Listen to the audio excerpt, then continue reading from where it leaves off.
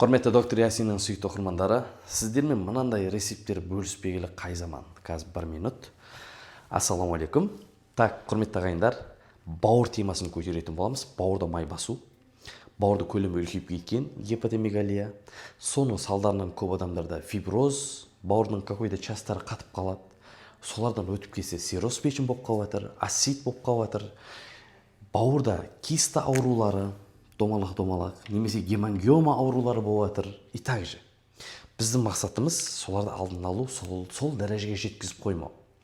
Не үшін бұл қазір қарапайым рецепттермен бөлісейін деп тұрмын? Өйткені менің қабылымда осы мәселелер бойынша келіп жатқан емделушілер өте көп, құрметті достар.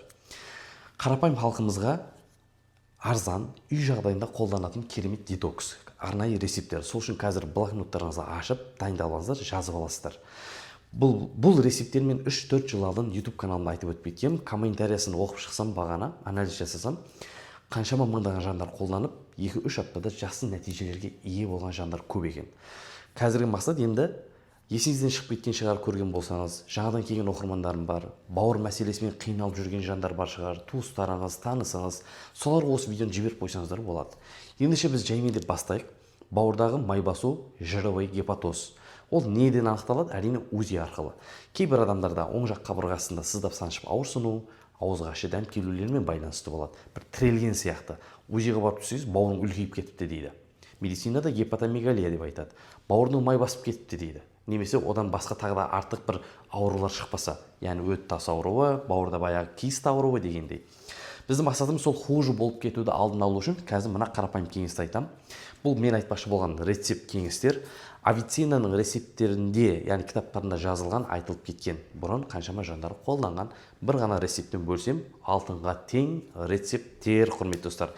Мен сіздер үшін бұндай кеңестерді беруден ешқашан аямаймын. Қарапайым халқым үшін медициналық білімдерін арттыру мақсатында. В общем, түсіндіңіздер ғой. Кеттік, бастаймыз, құрметті ағайындар. Бізге керек болады расторопша. Білесіздер, мен расторопшаны бұрындан айтып келемін. Расторопша депші. Өйткені расторопшаның қасиеті өте үлкен. Ол бөлек өзі. Бұл расторопша Авиценна, Абу Али ибн Синаның ең сүйікті шөп дәрілерінің бірі болған.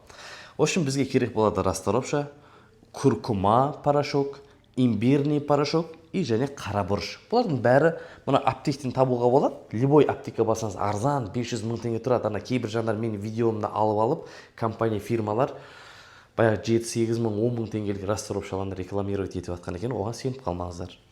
Так, мұны куркума, имбир бәрі кухнядан табылады. Базарға барсаңыздар, ана ұрықтар, бұрыштар сатып отыр.